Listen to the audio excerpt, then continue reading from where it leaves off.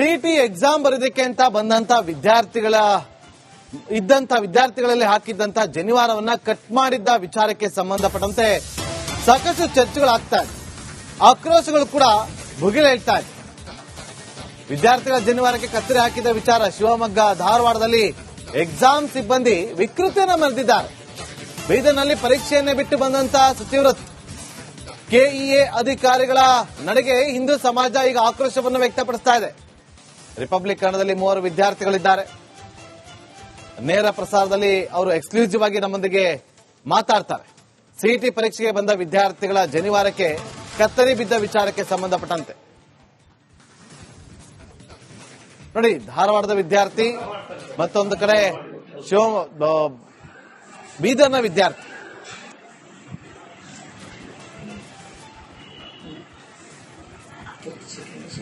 ನಾ ಓದೋದು JSS PU ಕಾಲೇಜ್ನಲ್ಲಿ.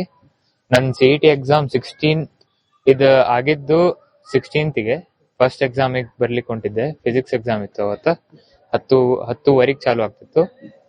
ಅವಾಗ ಚೆಕಿಂಗ್ ಎಲ್ಲ ಮಾಡ್ತಿದ್ರು ಎಕ್ಸಾಮ್ ಬರೋಕ್ಕಿಂತ ಮುಂಚೆ. ಅವಾಗ ಚೆಕಿಂಗ್ ಮಾಡುವಲ್ಲಿ ನನ್ನ ಜನಿವಾರ ಇಲ್ಲಿ ಕಾಣ್ತು ಅವರಿಗೆ, ಇಲ್ಲೇ ಇದೆ ಅದು. ಜನಿವಾರ ಕಂಡ್ಮೇಲೆ ಅವ್ರ ಪೊಲೀಸ್ ಆಫೀಸರ್ ಏನಂದ್ರು, ಇಲ್ಲ ಇದು ತೆಗಿಬೇಕು, ತೆಗೆದ್ರಷ್ಟೇ ಒಳಗ್ ಬಿಡ್ತಾರ ಬರ್ಲಿಕ್ಕೆ ಅಂತಂದ್ರು. ನಾ ಕನ್ಫ್ಯೂಸ್ ಆಗಿ ಜನಿವಾರ ಅದಂಗ್ ತೆಗಿಲಿಕ್ ಬರ್ತದ ಅಂತಂದೆ.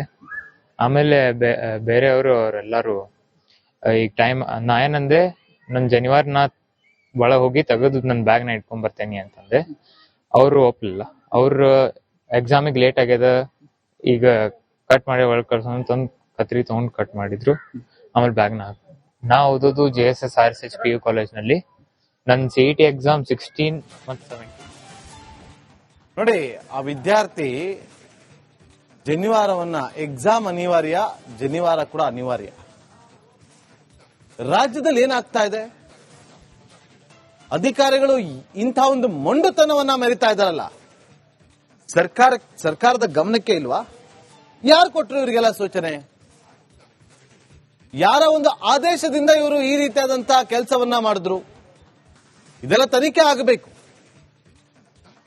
ಯಾರೇ ಅಂತ ಒಂದು ವಿಕೃತಿಯನ್ನ ಮೆರೆದಿದ್ದಾರಲ್ಲ, ಅವ್ರು ಯಾರೇ ಆಗಿರ್ಲಿ, ಅವರ ವಿರುದ್ಧ ಕ್ರಮ ಆಗ್ಲೇಬೇಕು. ಅವರಿಗೆ ಸೂಚನೆ ಕೊಟ್ಟಿದ್ಯಾರು? ಅವರ ಮೇಲೂ ಕೂಡ ಕ್ರಮವನ್ನ ಜರುಗಿಸಬೇಕು.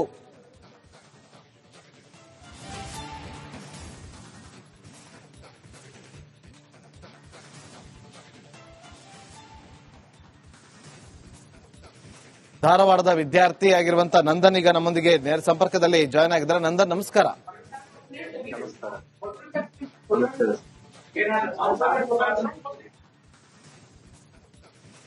ನಂದನ್, ನನ್ನ ಧ್ವನಿ ಕೇಳಿಸ್ತಾ ಇದೆಯಾ? ಕೇಳಿಸ್ತಾ ಇದೆ. ನನ್ ಕೇಳಿಸ್ತಾ ಇದೆಯಾ? ಕೇಳಿಸ್ತಾ ಇದೆ. ನಂದನ್, ಹೇಳಿ, ಅವತ್ತೇನಾಯ್ತು? ಅವತ್ ನಂದು ಫಿಸಿಕ್ಸ್ ಎಕ್ಸಾಮ್ ಇತ್ತು 10ವರೆಗೆ, 16th ಏಪ್ರಿಲ್ ನಲ್ಲಿ.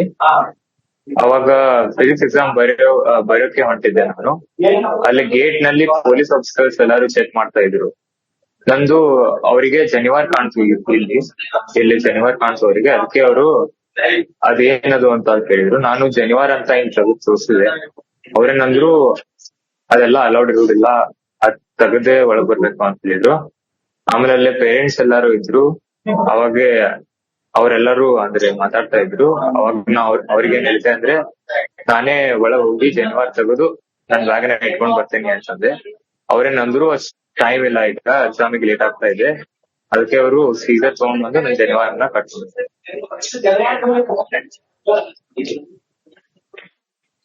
ಕಟ್ ಮಾಡ್ಬೇಕಾದ್ರೆ ನೀವು ಬೇಡ ಅಂತಂದ್ರ? ಇಲ್ಲ, ನಂದಂತೂ ಎಕ್ಸಾಮ್ ಟೆನ್ಷನ್ ಎಲ್ಲ ಇತ್ತು. ಅದಕ್ಕೆ ನನಗೆ ಏನ್ ಮಾಡ್ಬೇಕಂತ ಗೊತ್ತಾಗ್ಲಿಲ್ಲ.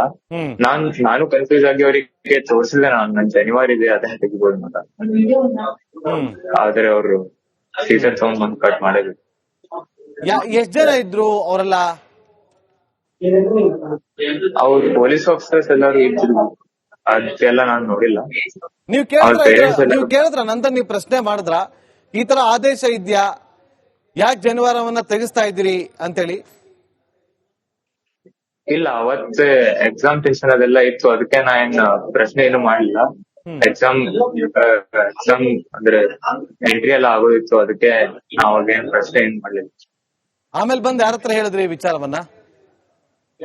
ಆಮೇಲೆ ಬಂದು ನಮ್ ಮನೆಯಲ್ಲಿ ನಾನು ನಮ್ಮ ಅಣ್ಣ ಮತ್ತೆ ಉಪ್ಪಾಗೆ ಹೇಳಿ ಮುಂದಿನ ದಿವಸ ಬಂದು ಅವತ್ತೇ ಕೆಮಿಸ್ಟ್ರಿ ಒಂದ್ ಎಕ್ಸಾಮ್ ಇತ್ತು ಮಧ್ಯಾಹ್ನ.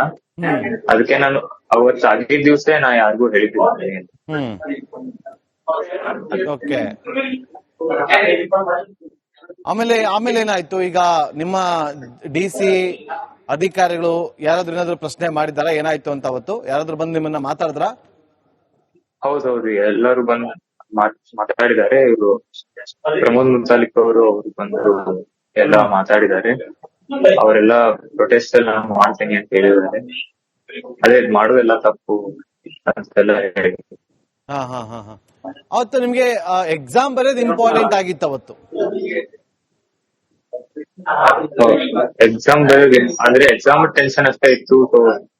ಎಕ್ಸಾಮ್ ಇಂಪಾರ್ಟೆಂಟ್ ಇತ್ತು. ಅದಕ್ಕೆ ಇದ್ರ ಬಗ್ಗೆ ಜಾಸ್ತಿ ಎಲ್ಲಿನ ಉಂಟು. ಆದ್ರೆ ನನ್ ಕಾನ್ಫಿಡೆನ್ಸ್ ಎಲ್ಲ ಫುಲ್ ಲೋ ಆಗ್ಬಿಟ್ಟು ಕಟ್ ಮಾಡಿದ್ಮೇಲೆ ಇದ್ರ ಬಗ್ಗೆನೇ ವಿಚಾರ ಮಾಡ್ತಾ ಇದ್ದೇನೆ. ಡಿಸ್ಟರ್ಬ್ ಆದ್ರೆ ಅವತ್ತು ಡಿಸ್ಟರ್ಬ್ ಆಗಿದೆ. ಎಷ್ಟು ದಿವಸದಿಂದ ನೀವು ಪ್ರಿಪೇರ್ ಆಗಿದ್ರಿ ಎಕ್ಸಾಮ್ಗೆ? ಈ ಇನ್ಸಿಡೆಂಟ್ ಆದ್ಮೇಲೆ ಎಷ್ಟು ಡಿಸ್ಟರ್ಬ್ ಆದ್ರಿ? ಎಷ್ಟು ಹೋಪ್ಸ್ ಇತ್ತು ಮುಂಚೆ, ಈಗ ಎಷ್ಟು ಹೋಪ್ಸ್ ಕಳ್ಕೊಂಡಿದ್ರಿ? ನಾನಂತೂ CET ಪ್ರಿಪರೇಷನ್ 3 months ಅಂತೂ ಕಂಟಿನ್ಯೂ ಪ್ರಿಪೇರ್ ಆಗಿದ್ದೀನಿ. ಆಮೇಲೆ ಇದು ಕಾನ್ಫಿಡೆನ್ಸ್ ಎಲ್ಲ ನಂಗೆ ಇತ್ತು, ಸಬ್ಜೆಕ್ಟ್ ಕಾನ್ಫಿಡೆನ್ಸ್ ಎಲ್ಲ ಮೊದ್ಲೇ ಇತ್ತು. ಆಮೇಲೆ ಇದು ಕಟ್ ಮಾಡಿದ್ಮೇಲೆ ನನ್ ಕಾನ್ಫಿಡೆನ್ಸ್ ಲೋ ಆಗಿ ಬರೇ ಅದ್ರ ಬಗ್ಗೆ ವಿಚಾರ ಮಾಡ್ತಾ ಇದ್ದೆ. ಸೊ ಅಷ್ಟು ನನಗೆ ಕಾನ್ಫಿಡೆನ್ಸ್ ಲೋ ಆಯ್ತು, ಅದಕ್ಕೆ ಅಫೆಕ್ಟ್ ಆಯ್ತು. ಏನಿತ್ತು ನಂದನ್? ಏಮಂದ್ರೆ ರ್ಯಾಂಕ್. ಈಗ CET ಬರ್ದು ನೀವು ಮುಂದೆ ಏನ್ ಮಾಡ್ಬೇಕು, ಯಾವ ಕೋರ್ಸ್ ತಗೋಬೇಕು, ಯಾವ ಕೋರ್ಸ್ ಹೋಗ್ಬೇಕು ಅನ್ನೋ ಕನ್ಸ್ ಕಟ್ಕೊಂಡಿದ್ರಿ? ನಾ CET ಬರೋದು ಇಂಜಿನಿಯರಿಂಗ್ ಮಾಡ್ಬೇಕಂತಿದೆ. CS ಇಂಜಿನಿಯರಿಂಗ್ ಅದೇ ಏನ್ ಇಟ್ಕೊಂಡಿದ್ದೇನೆ. ಯಾವ ರ್ಯಾಂಕ್ ನ ನೀವು ಎಕ್ಸ್ಪೆಕ್ಟ್ ಮಾಡಿದ್ರಿ?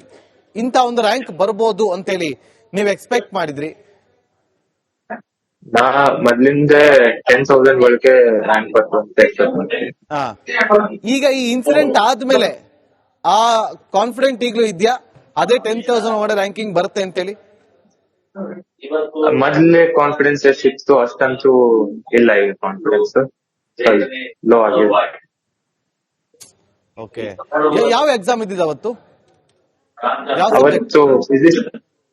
ಅವತ್ 16th ಫಿಸಿಕ್ಸ್ ಮತ್ತು ಕೆಮಿಸ್ಟ್ರಿ ಇತ್ತು. ಇದು ಆಗಿದ್ದು ಫಿಸಿಕ್ಸ್ ಎಕ್ಸಾಮ್ ಗಿಂತ ಮುಂಚೆ ಆಗಿದ್ದು. ಓಕೆ. ಇದಕ್ಕಿಂತ ಮುಂಚೆ ಬರ್ದಿರಲ್ಲ, ಆ ಟೈಮಲ್ಲಿ ಯಾರೇನು ಕೇಳಿರ್ಲಿಲ್ವಾ? ಇಲ್ಲಿ ಬೋರ್ಡ್ ಎಕ್ಸಾಮ್ ಟೈಮ್ ಅಂತೂ ಯಾರು ಏನು ಕೇಳಿಲ್ಲ. ಇದು CET ಎಕ್ಸಾಮ್ ದಿವಸನೇ ಆಗಿತ್ತು. ಓಕೆ. ಅದಾದ್ಮೇಲೆ ನೀವು ಆ ಜನಿವಾರ ವಾಪಸ್ ಎತ್ಕೊಂಡು ಹೋದ್ರ ಮನೆಗೆ ಅಥವಾ ಹೇಗೆ? ಹೌದು, ಜನಿವಾರ ಕಟ್ ಮಾಡಿ ನಾನೇ ಬ್ಯಾಗ್ನ ಇಟ್ಕೊಳ್ಕೋತೀನಿ. ಏನ್ ಎಕ್ಸ್ಪೆಕ್ಟ್ ಮಾಡ್ತೀರಿ ಕಡೆದಾಗಿ? ಇಲ್ಲ, ಅದು ಅವ್ರು ಮಾಡಿದಂತೂ ತಪ್ಪಿದೆ. ಇದು ಮಾಡೋದೆಲ್ಲ ಬಂದ್ ಮಾಡ್ಬೇಕು ಅಂತ ಅಷ್ಟೇ. Okay, thank you Nandan. ಮತ್ 17th ಇತ್ತು.